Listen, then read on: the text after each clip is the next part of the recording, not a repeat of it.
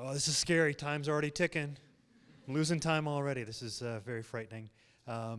Sometimes, time just keeps going, right? It's like just keeps on going, doesn't even have batteries, and it keeps on going, doesn't stop for us at any moment. It's relentless this way, time.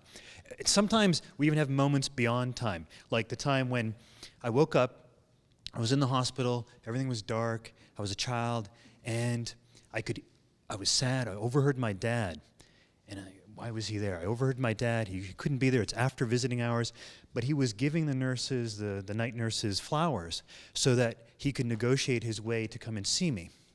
He came and see me, and when he saw me, I lit up. I lit up. He whispered to me. I lit up. He hugged me. I lit up. And then he, like the breeze, he left.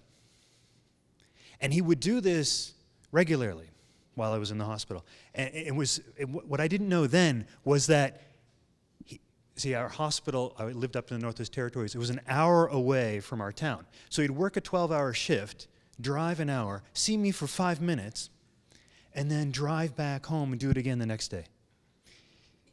That moment stays with me. That engagement, that connection, his love remains. He's gone, his love is still here because he connected in that moment. I didn't know what he did to make that connection. Our students don't know a lot of things that we do, right? Our students don't know the difference between a tenured professor and a contract instructor. Our students don't know that there's a whole class of contract instructors that do research and writing and all this extra stuff, and they don't get paid for it. They don't even know if they'll have a job next year, right? They don't know this. There's a lot of things that as students and the public, they don't know about academia. But in a way, when you're in a class, like I was as a child in the hospital, it didn't matter. All that mattered was that potential for connection. And that connection is extremely important, striving to attain that connection.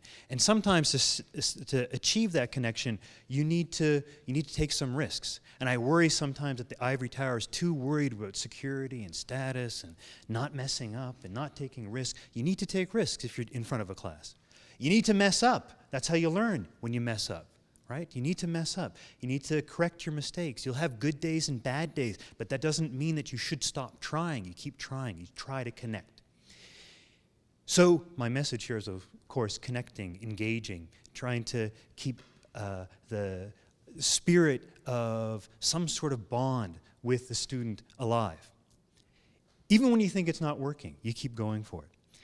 And all of us worry, it doesn't matter if you're a retired, esteemed professor, or if you're a new instructor, or sessional instructor, or graduate student instructor. We all worry about time, don't we? We worry, do we have enough time? Am I making the best use of my time?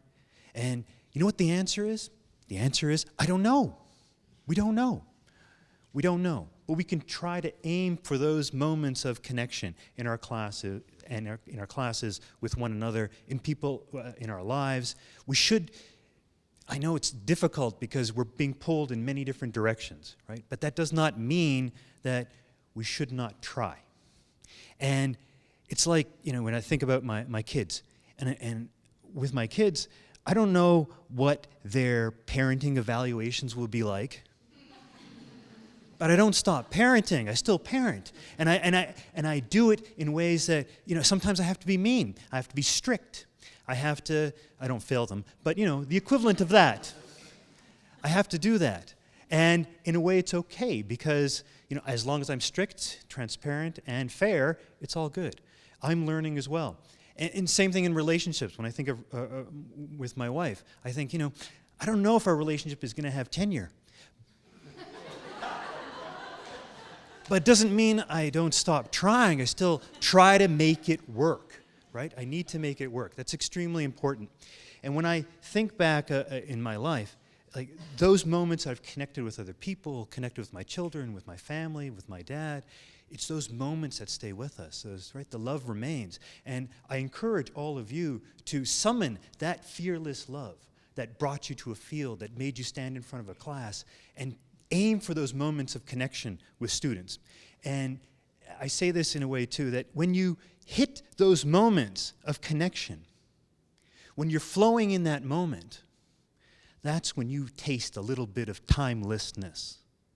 Hope you can ring the bell.